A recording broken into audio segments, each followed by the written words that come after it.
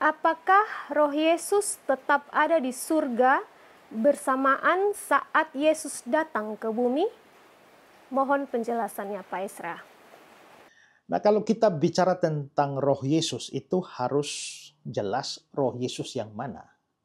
Karena Yesus ini, dia baru diberi nama Yesus pada waktu dia datang ke bumi ini, waktu dia lahir pada hari Natal itu kan. Nah, ini adalah pribadi kedua dari Allah Tritunggal, Sang Anak, Sang Firman. Dia adalah Allah. Satu pribadi dengan satu hakikat. Pribadi Sang Anak dengan hakikat Allah. Nah, karena Allah itu roh, maka dia tentu saja dalam keberadaan sebagai roh Allah. Ini bukan Roh Kudus ya. Nah, Roh Kudus itu pribadi yang lain lagi. Nah, pada waktu dia menjadi manusia, maka dia mengambil kemanusiaan. Dia tidak berhenti jadi Allah, tapi dia mengambil kemanusiaan, seluruh kemanusiaan, tubuh manusia, jiwa atau roh manusia pun dia ambil. Sehingga dia memiliki tubuh dan jiwa atau roh manusia. Jadi, waktu saudara bertanya, ya, apakah roh Yesus tetap di surga bersamaan dengan dia datang ke bumi? Tergantung roh mana yang saudara maksudkan. Nah, tapi kelihatannya itu tidak mengacu kepada roh manusianya karena dia baru memiliki roh sebagai seorang manusia ya di bumi ini. Tapi kalau berbicara soal kealahannya, maka ingat bahwa dia itu Allah. Kalau dia Allah, dia punya sifat maha hadir. Yang namanya maha hadir itu hadir di mana-mana. Maka tidak bisa dibayangkan bahwa dia dari surga lalu datang ke bumi lalu surganya kosong. Tidak. Kalau dia Allah lalu di surga lalu dia datang ke bumi lalu surganya kosong, berarti dia tidak maha hadir dong, dia tidak maha ada. Kalau dia maha ada, maka dia pasti pada waktu datang ke bumi ini mengambil, sebenarnya juga sebelum Natal juga dia pasti ada di bumi karena dia Allah yang maha hadir. Tapi maksudnya istilah datang ke bumi adalah lahir sebagai manusia. Karena itu dia lahir sebagai manusia, dia ada di rahim Maria. Ya, tetapi pada saat yang bersamaan dia tetap memenuhi langit dan bumi sebagai Allah.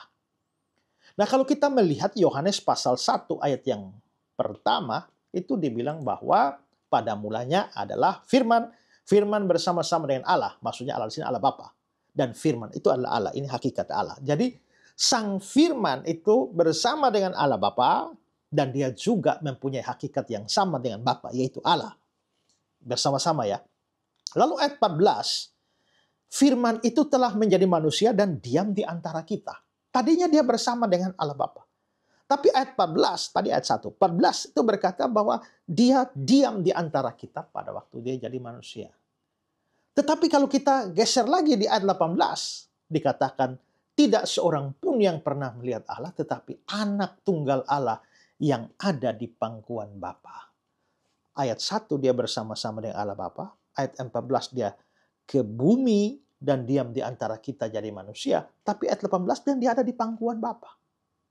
Itulah sebabnya John Calvin berkata, anak Allah meninggalkan surga dengan cara sedemikian rupa tanpa meninggalkan surga. Dan itu menunjukkan bahwa dia maha hadir. Jadi waktu dia hadir di dalam dunia, ya dia tetap di surga dan dia tetap memenuhi itu.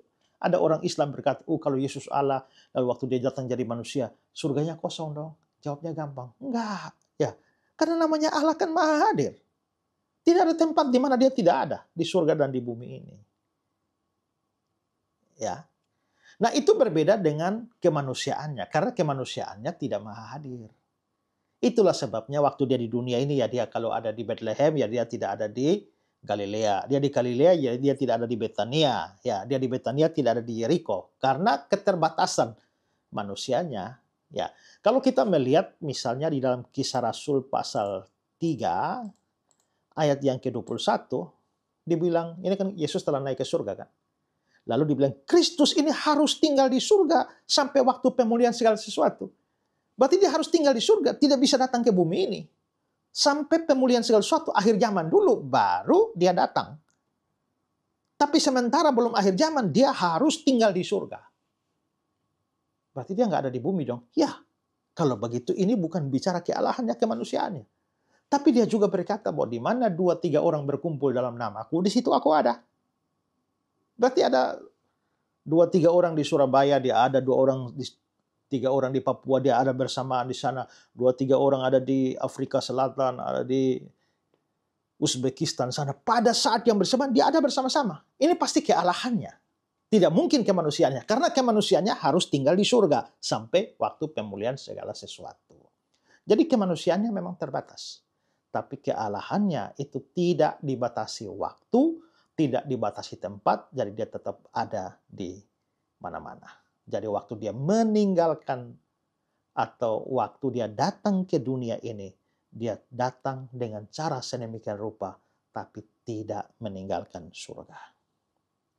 Ya, shalom Bapak Ibu, saudara-saudara. Saat ini saya ada di sebuah desa di Kabupaten Kupang. Itu jaraknya kira-kira 4 jam perjalanan dengan mobil dari kota Kupang. Dan desa ini namanya Desa Bioba. Dan Bapak Ibu, selama beberapa tahun ini saya bersama dengan GKY Revival Kupang maupun juga Yayasan Karya Bakti Esrasoro menaruh perhatian untuk pelayanan di desa ini. Dan di sini kami membangun sebuah sekolah ya untuk anak-anak SD, sekolah berasrama, dan juga mau membangun sebuah gedung tempat ibadah untuk orang-orang Kristen di tempat ini. Dan saudara, kalau saudara melihat di belakang ini adalah gedung sekolah yang kami sudah selesai membangun dengan 6 ruangan dan masih dipergunakan untuk murid-murid dari kelas 1 sampai kelas 4, sementara 2 ruangannya dipakai untuk menjadi asrama buat anak-anak. Jadi di sekolah berasrama untuk anak-anak yang dilayani oleh Bapak dan Ibu Daniel yang sangat berpengalaman di dalam pelayanan berasrama.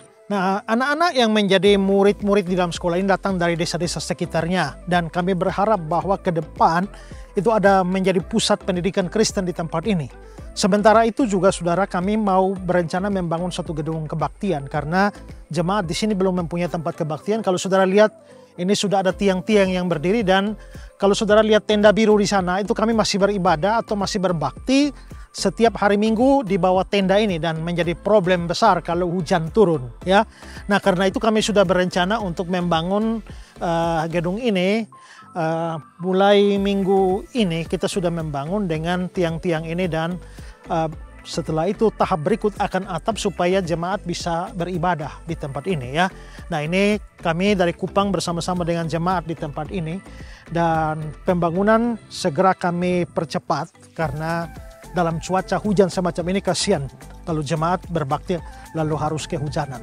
Nah, karena itulah saudara-saudara, saya Pendeta Esrasoro, saya meminta dukungan saudara-saudara semua, dukungan doa, dan kalau Tuhan menggerakkan saudara untuk ambil bagian di dalam pembangunan gedung kebaktian ini, saudara bisa menyalurkan dana bantuan saudara untuk pelayanan atau pembangunan gereja gedung kebaktian di Desa Bioba ini. Di layar saudara ini ada nomor rekening dari Yayasan Karya Bakti Esrasoro. Silakan saudara berdonasi di sana dan memberikan catatan untuk pembangunan gedung ibadah di Desa Bioba, Kabupaten Kupang ya.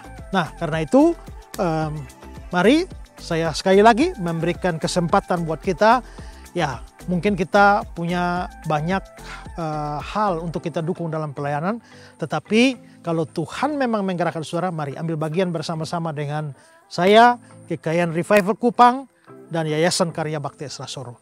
Biarlah jemaat Tuhan di sini boleh mendapatkan tempat yang baik untuk beribadah dan melayani. Tuhan memberkati saudara sekalian.